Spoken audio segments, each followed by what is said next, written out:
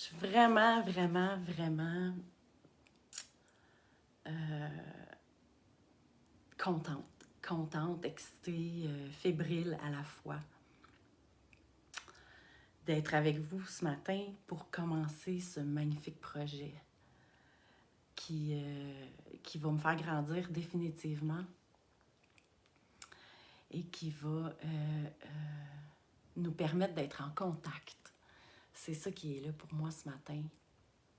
Cette excitation-là de pouvoir recommencer à partager, de pouvoir vraiment avoir des discussions d'amour, de cœur, d'être et de vous sentir et de vous avoir avec moi, c'est une belle aventure qui commence pour moi et qui commence pour vous.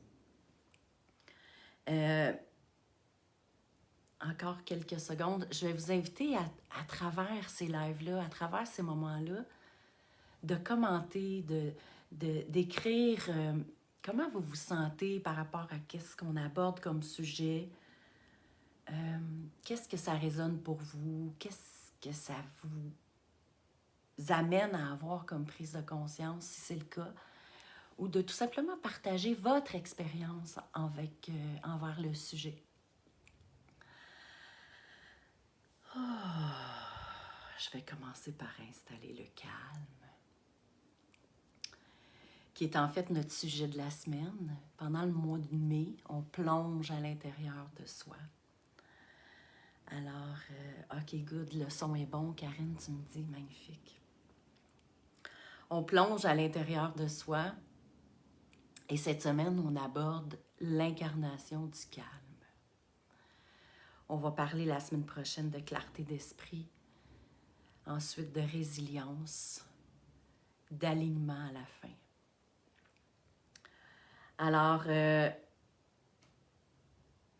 3 lives par semaine, les lundis, mercredis, jeudis à 10h. Pour ceux qui sont nouvellement avec moi, en lien avec ce projet-là, les lundis, je vais vous partager mon expérience, mon chemin pour chacun des sujets. Les mercredis, on va vivre une expérience pour explorer cet état-là. Et le jeudi, je vais avoir l'honneur de recevoir quelqu'un qui m'inspire cette ressource, ce sujet-là, cette intention-là, qui va, elle aussi, nous partager son chemin, son histoire en lien avec ça. Alors, je vous invite à m'écrire d'où vous venez, si vous l'écoutez en live, en rediffusion, puis encore une fois, partagez-moi. J'ai vraiment envie de faire de ces moments-là des moments d'échange. Il y a quelques années, au tout début de Au cœur de l'être, on avait plus d'une 50aine de personnes à toutes les semaines qui venaient ici. Alors, vous pouvez comprendre qu'on avait l'occasion régulièrement d'avoir des discussions de cœur, des discussions d'âme, des vraies discussions. Ce que moi, j'appelle, on jase des vraies affaires. Et de commencer ce projet-là avec vous, c'est vraiment ça qui m'anime, c'est vraiment ça qui me fait vibrer. C'est que là, on va se parler des vraies affaires. Évidemment, toujours de mon point de vue, je ne détiens pas la vérité. Ce que j'amène comme outil, loin de là, le remplacement de la thérapie, loin de là, le remplacement de tout ce qui est des soins médicaux traditionnels. Et en même temps, pour moi, c'est un mode de vie. En fait, c'est un peu ça que je vous partage. Mon nouveau mode de vie. Puis vous donner la conviction, puis vous transférez l'information sur le fait que tout est possible quand on prend le temps de s'honorer puis de décider que c'est un changement qu'on veut apporter dans sa vie. Peu importe où on est, qu'est-ce qu'on a vécu, on mérite tous d'être alignés, d'être bien, d'être serein, puis d'évoluer dans le bonheur, dans la joie. Alors, je vois qu'il y a quelques personnes qui joignent à nous. Émilie, Jacinthe, bienvenue. Bienvenue tout le monde. Alors, évidemment, je pourrais parler pendant des heures, je vais essayer de raccourcir, mais j'ai vraiment envie de vous transmettre mon chemin. C'est curieux à quel point les sujets que je vais partager avec vous sont vraiment descendus en méditation. Puis en fin de semaine, je méditais là-dessus, puis je me disais, waouh, comment je vais évoluer encore une fois, aller encore plus en profondeur à l'intérieur de moi, en amenant ces pistes de réflexion-là, parce que c'est mon chemin, c'est mon quotidien. Puis je le sais à quel point moi aussi je vais grandir à travers toutes ces semaines-là où on va se parler, où on va échanger et de commencer par vous parler du calme. Ça a vraiment fait « wow, OK, c'est vraiment là que tout a commencé pour moi. »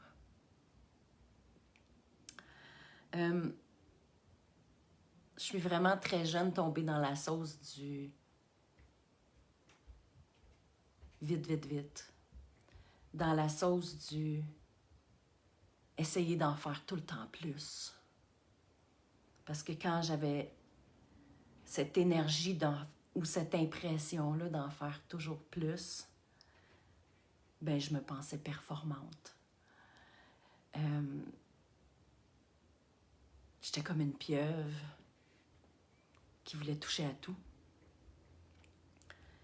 Puis ça allait jamais assez vite. Je me suis pris des notes parce que je veux être cohérente dans ce que je vous amène. Alors, ça faisait de moi quelqu'un qui était pressé tout le temps par le temps.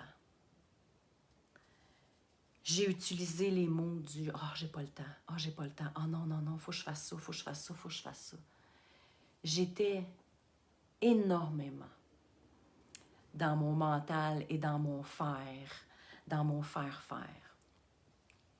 Alors, bonjour Ginette. Ah, Ginette, heureuse de t'écouter et un immense merci. Je vais t'écouter en rediffusion le lundi car je suis abonnée. Il n'y a aucun problème. Aucun problème. Bon matin, Jacinthe. Alors, ça a fait en sorte que j'ai grandi et j'ai adopté comme méthode d'être toujours comme dans un mode d'urgence. Urgence de penser à ma to-do list qui était tout le temps plus longue, plus longue, plus longue. Urgence de faire 1 million d'affaires en même temps. Urgence de produire. Urgence qui m'a amenée à être dans une impatience de rapidité. Et avec du recul aujourd'hui, je prends conscience que j'étais soit toujours dans le passé ou je sois toujours dans le futur. Et je réalise que mon moment présent, je le vivais pas. Je le vivais pas parce que quand j'étais dans mon moment présent, mais j'étais tout le temps énervée, j'étais tout le temps excitée d'être en train de réfléchir à autre chose ou à faire autre chose. Donc, évidemment, mea culpa pour les gens qui m'ont connue à cette époque. Quand j'étais en discussion avec quelqu'un, bien souvent, j'étais ailleurs. Donc, pas présente, pas à l'écoute. En fait, pas à l'écoute comme aujourd'hui je suis capable d'être à l'écoute. Pas présente comme aujourd'hui je comprends la présence. Et j'ai roulé ma bosse de vie pendant plusieurs années ainsi.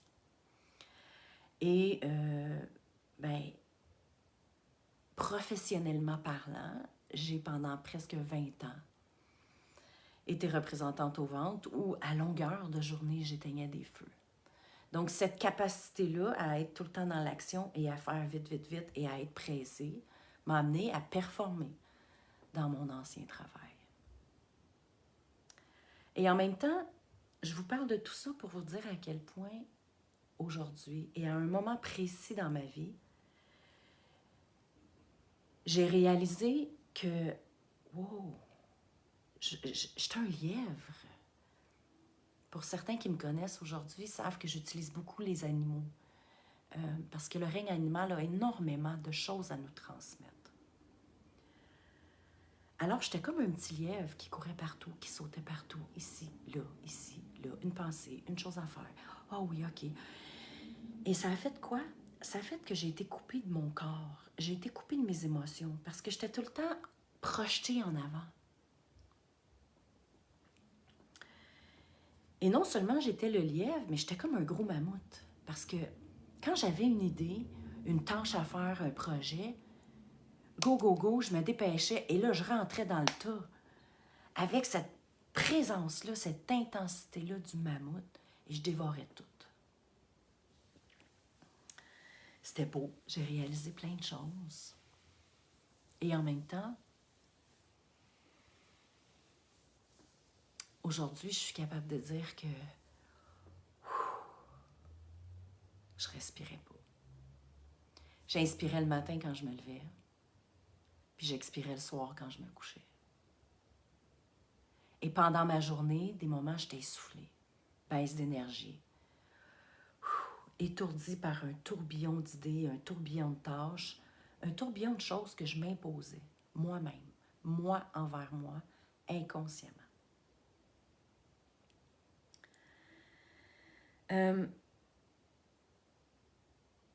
Tout ça, c'est dans les cellules. Aujourd'hui, je suis capable de dire que c'est des forces invisibles qui m'ont poussée à être tout le temps dans cette zone-là, qui, à ce moment-là, était parfait dans ma vie. Et en même temps, je ne me rendais pas compte à quel point ça m'épuisait. Je ne me rendais pas compte à quel point je m'en demandais tellement. Et si je m'étais posé à ce moment-là la question, qui te demande de tout faire ça? Mais la seule réponse aurait été moi. Parce que personne autour de moi me demandait ça. Et en même temps, j'en avais de grands gains. J'avais l'impression de réussir, j'avais l'impression d'être performante, j'avais l'impression d'être bonne, tout simplement.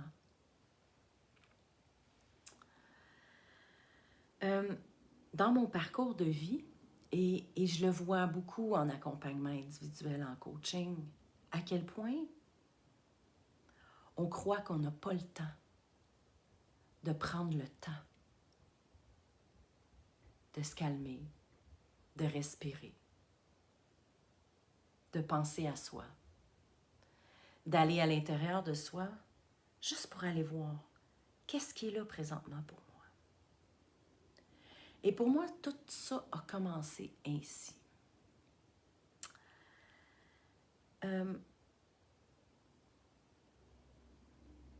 J'ai 2 enfants, une grande qui va avoir 18 ans bientôt et mon plus jeune qui va avoir 14 ans. Aujourd'hui, je me rends compte que même avec ma plus vieille, les moments où je peux dire que j'étais dans mon moment présent, c'est quand j'étais dans un espace de créativité. Quand on s'assoyait pour jouer à un jeu de société, pour faire du bricolage, où moi, je permettais à ma créativité de se laisser aller. Aujourd'hui, je suis capable de dire que là, j'étais complètement présente et calme. Mais dans mon quotidien, comme la majorité et comme beaucoup de mamans, je m'imposais de faire le ménage, faire à manger, être présente, tout faire. Tu sais, le to-do list et les 1 million de métiers de la mère, moi aussi, je me suis donné tous ces chapeaux-là et ces responsabilités-là en prenant bien soin de m'oublier. Et à mon 2e, j'ai eu droit à un congé de maternité. Parce qu'à l'époque de ma première, j'étais à mon compte en design d'intérieur. J'avais un bureau de design d'intérieur. Donc, j'ai pas eu droit de congé. J'ai pas eu le droit à ce moment d'arrêt-là pour tout simplement déposer ma nouvelle vie de maman. Alors, tout s'est enchaîné. J'avais installé une pouponnière dans mon bureau, dans mon espace où j'avais pignon sur rue. Quel stress intense je vivais à juste me dépêcher, à la faire boire pour pouvoir continuer à produire le design entre 2 rencontres. My God. Alors, la vie m'a offert ce cadeau de ce deuxième enfant où j'ai eu le droit à un congé de maternité.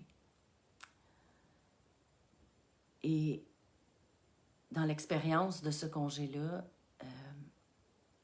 j'ai tout doucement semé une graine de conscience que ma vie roulait à 100 000 à l'heure. Je me souviens, au début, ça a été difficile pour moi d'être juste là, pour lui, pour m'occuper de lui, sans avoir 40 millions d'affaires à gérer.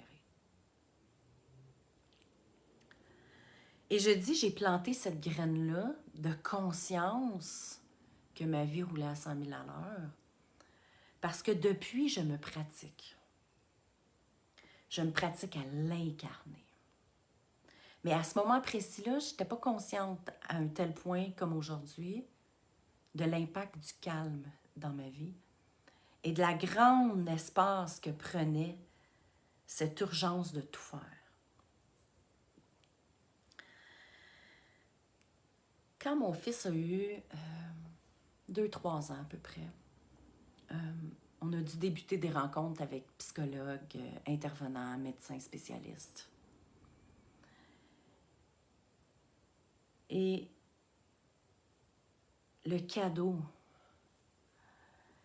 que j'ai reçu avec cette démarche-là, avec son âme qui est venue dans ma vie, pour prendre conscience à quel point j'avais besoin de commencer à m'observer. Il y avait des choses que je devais comprendre que je ne connaissais pas sur ses besoins. Il y avait des choses que je devais comprendre et découvrir sur mes besoins. Alors, dans ces premières rencontres-là, évidemment, mon coco d'amour a eu plusieurs diagnostics, troubles d'anxiété, TDAH sévère élevé, troubles d'opposition et tout ça. Et je me souviens à ce moment précis-là d'avoir pris rendez-vous avec mon médecin et d'être entrée dans son bureau et de dire, en pleurant, « Je comprends pas qu'est-ce qui m'arrive. J'ai l'impression de faire une dépression. » Et lui de me dire, « Audrey, c'est normal que tu te sentes comme ça. Tu viens de perdre tes repères. » My God, que sa phrase m'avait fait un bien immense. Parce qu'à ce moment-là, quand j'ai entendu cette phrase-là, ce que j'ai entendu dans mon dialogue intérieur, c'est « Audrey, t'es normale. Audrey, ce que tu es en train de vivre, c'est nouveau. Tu dois t'ouvrir et arrêter de te juger et te culpabiliser. » C'est ça que moi, j'ai entendu dans ma tête. Alors pour moi, ça l'a amené un apaisement. Ça l'a amené un calme sur tout ce tsunami qui venait d'arriver dans ma vie que je n'avais pas commandé, sur lequel je ne pouvais plus avoir de contrôle. Parce que ce que je me rends compte aujourd'hui, c'est que toutes ces actions-là que je faisais dans l'urgence, en fait, c'était tout simplement pour avoir le contrôle sur l'extérieur, pour avoir un meilleur contrôle, je croyais, de mon intérieur. Fait que quand je pouvais contrôler à l'extérieur, tout allait bien, je n'avais pas besoin de rentrer ici. Et là, ce cadeau-là, ben, je ne pouvais plus contrôler à l'extérieur. La seule chose que je pouvais faire, c'est d'entrer ici puis de venir contrôler ce qui était là. Et là, j'ai commencé à arroser d'informations, de lecture, de questionnement, la petite graine du calme que j'avais plantée il y a quelques années. Comment? Au départ, moi, j'étais, et je suis encore, mon mental a besoin de comprendre. Alors, évidemment, j'ai lu plein de livres sur tous les diagnostics, la médication. Je me suis informée, j'ai suivi des séminaires. À l'époque, on était suivi en psychothérapie avec une psychologue hors pair qui suit les enfants et les adolescents à toutes les semaines. Et ça pendant pratiquement 8-9 ans. Je calcule le nombre d'heures que ça fait. J'ai presque un doctorat en psychologie, mais en même temps, je m'amuse à le dire pour adoucir ces moments-là où c'était pas facile et où ça demandait énormément d'énergie intérieure, de temps, qui à l'époque, n'oubliez pas, j'en avais pas de temps dans mes croyances. Et en même temps, j'avais besoin de comprendre tout ce qui se passait. J'avais besoin de comprendre ce que je pouvais faire pour l'aider, lui, et m'aider moi dans ma découverte de mes réactions, de mes sentiments, de comment je me sentais. Alors souvent, on va dire que oui, mon cerveau avait besoin d'analyser et en même temps, j'ai envie de vous amener en conscience la différence entre analyser pour comprendre et quand l'analyse paralyse. Il y a quand même une marge entre les deux et faites attention de ne pas être juste dans l'analyse qui vous paralyse puis qui vous amène à rien. Tombez dans l'observation. Et c'est ça qui a été pour moi le switch. Après avoir pris tous ces moments-là d'étude, d'analyse, de compréhension, de voir, j'ai comme tout mis ça devant moi. Et là, je me suis amusée, un jour à la fois, une situation à la fois, à m'observer. Comme j'étais une intense dans la vie, j'ai commencé par observer mes réactions, mes comportements. C'est ça qui était le plus flagrant, excusez. Alors,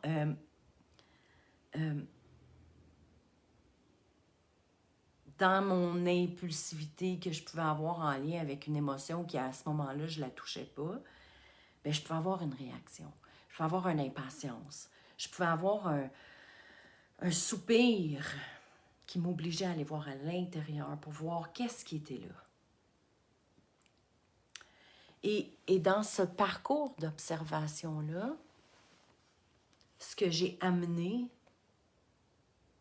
dès le début, c'est la respiration.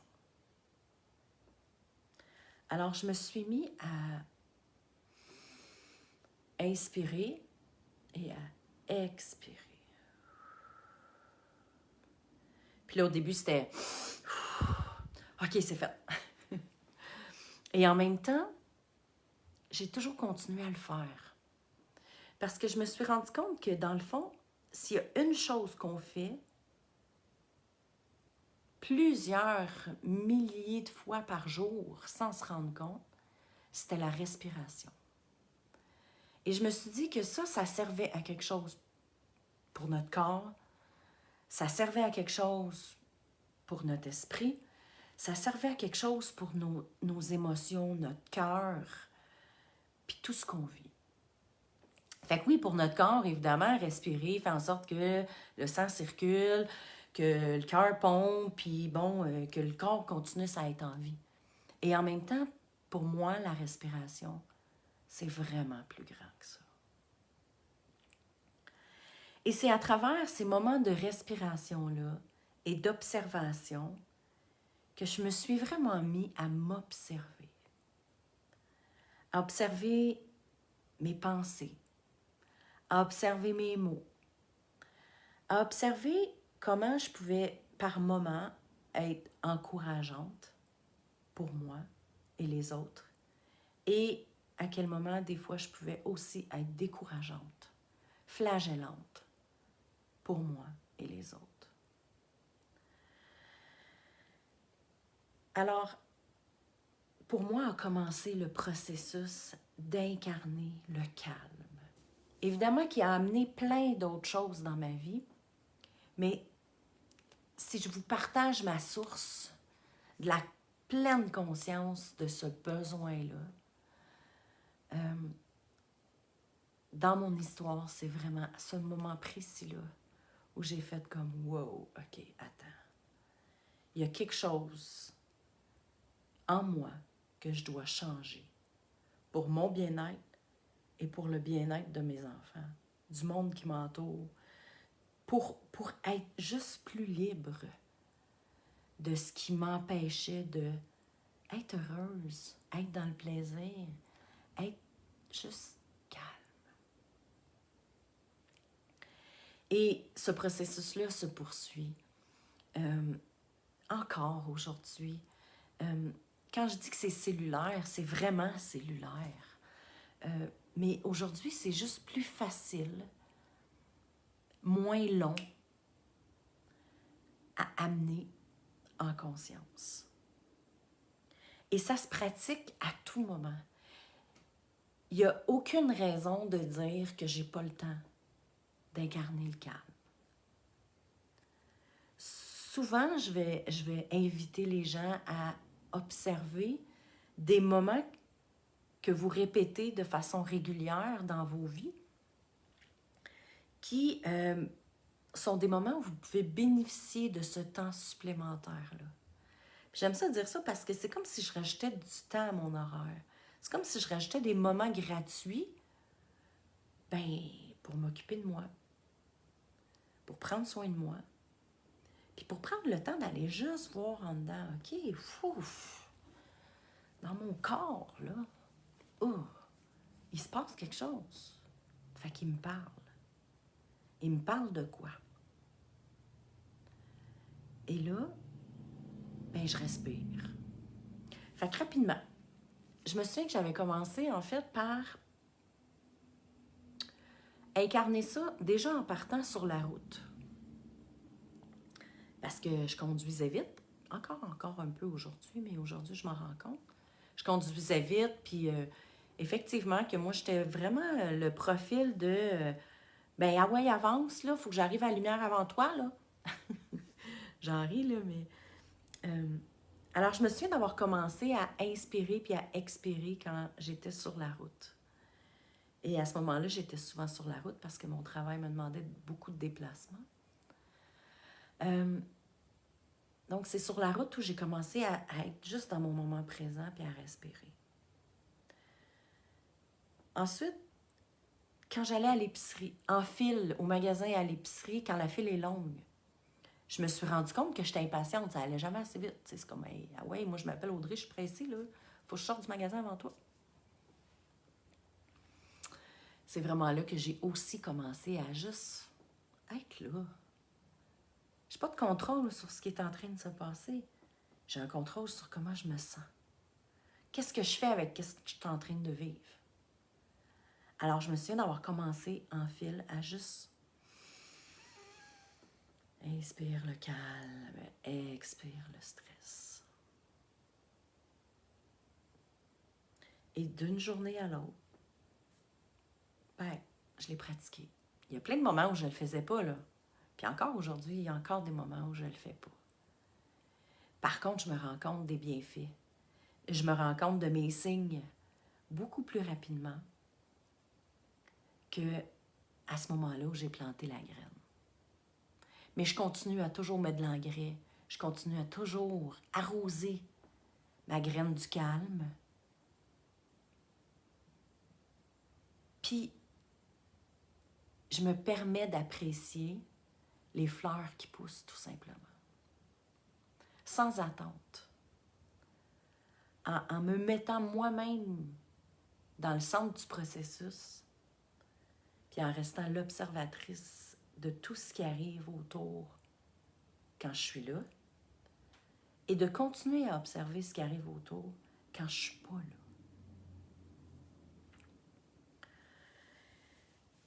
Des signes pour moi que je ne suis pas dans mon calme, aujourd'hui, je le ressens dans mon corps. C'est sûr que mes cellules, j'ai ouvert avec les sons que je travaille, les vibrations que j'ai permis de laisser entrer à l'intérieur de moi sont des grands signes.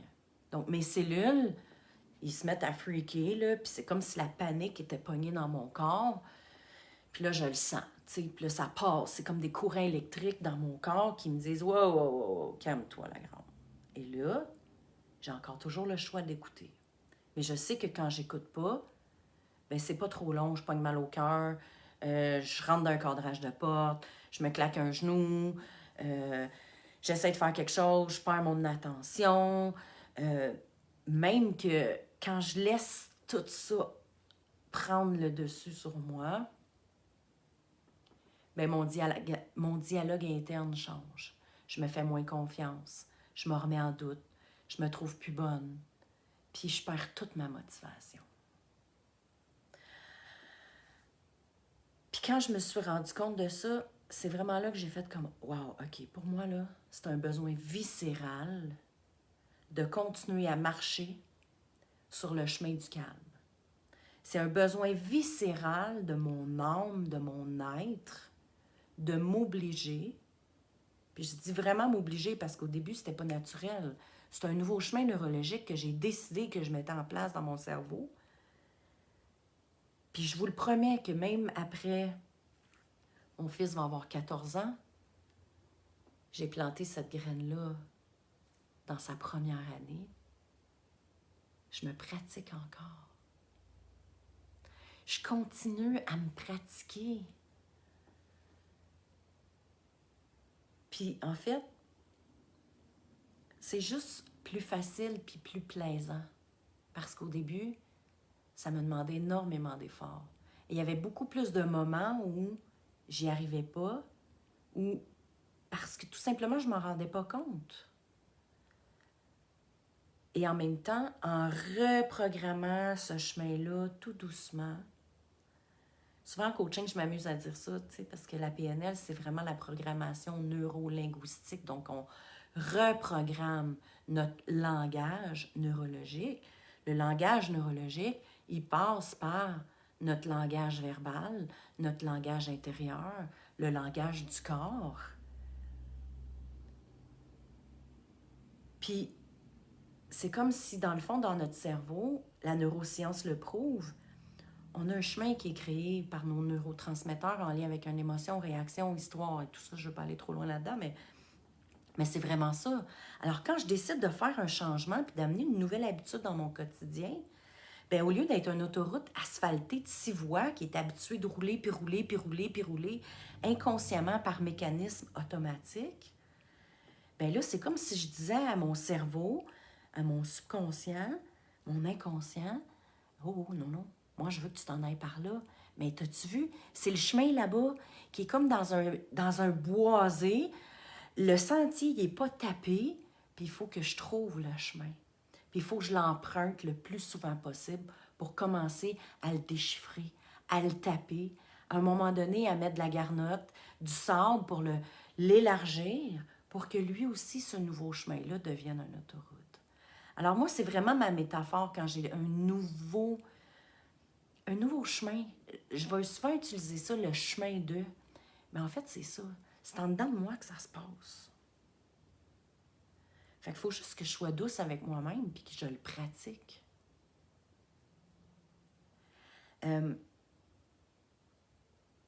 Des solutions miracles. Moi, je pense que c'est moi le miracle. Je pense que ma solution miracle, c'est moi qui la détiens. Je peux explorer toutes sortes d'approches qui vont renforcer, qui vont m'accompagner, qui vont me propulser. Par contre, c'est ma responsabilité de le mettre en pratique. Et pour moi, le calme, je m'en suis fait une responsabilité.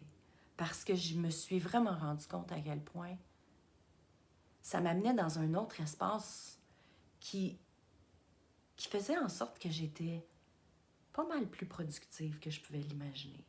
Même si à l'époque, j'avais la croyance qu'être calme, c'est être lente, puis que ça veut dire que dans le fond, je fais pas tout ce qu'il faudrait que je fasse. Croyance limitante. Aujourd'hui, ben, ma croyance supportante, c'est quand je suis dans mon calme, je suis dans tous mes moyens, je suis en contrôle de toutes mes ressources, je focus, je suis motivée, j'ai toute mon énergie à l'intérieur de moi, puis j'avance en confiance, en toute sécurité, et je sais précisément où je m'en vais. Je ne suis pas en train d'être éparpillée partout quand je suis dans mon calme. Je suis vraiment concentrée sur ce qui est important, ici, maintenant. Oh my God, je regarde l'heure, je m'étais dit 20 minutes, pas plus, le monde décroche après ça.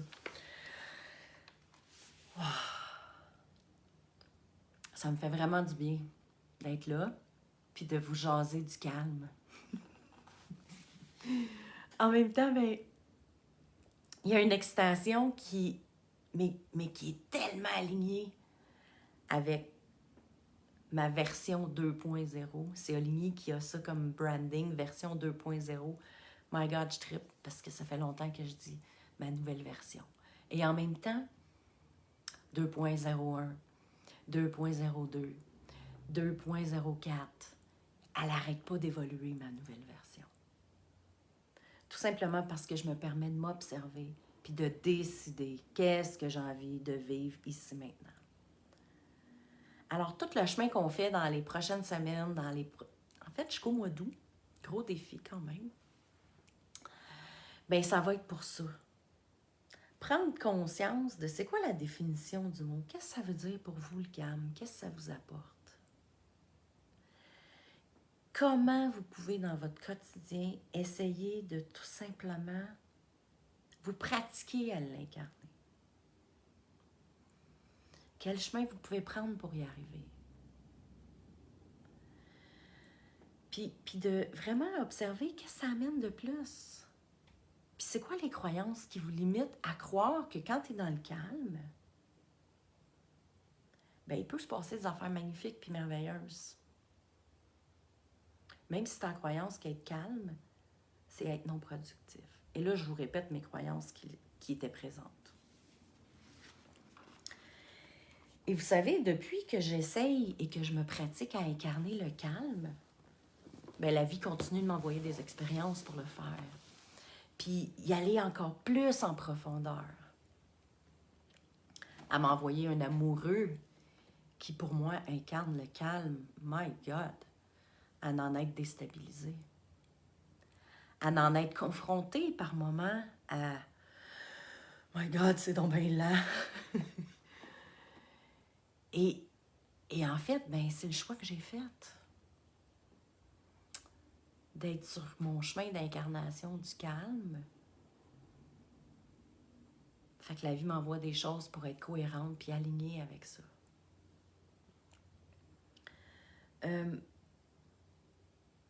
Ce qu'on vit actuellement nous oblige au calme également. Et en même temps, ben, je peux vous dire que maintenant, j'incarne beaucoup plus la tortue que le lièvre. Et mon mammouth s'est transformé en ours par sa force, sa prestance, sa présence. Et en même temps, cette capacité-là à juste être là et à laisser la place à autre chose. La tortue, parce que la tortue marche lentement, mais elle sait où elle s'en va. Et elle sait surtout quand elle a besoin de rentrer à l'intérieur de elle pour être en connexion avec qu'est-ce qui est là, pour aller se nourrir d'amour, puis aller libérer ce qui continue à avoir besoin d'être libéré, tout simplement. Alors voilà, mon chemin vers incarner le calme. Je vois qu'il y a eu des commentaires, je vais les lire. J'ai envie que vous me parliez de votre expérience par rapport au calme.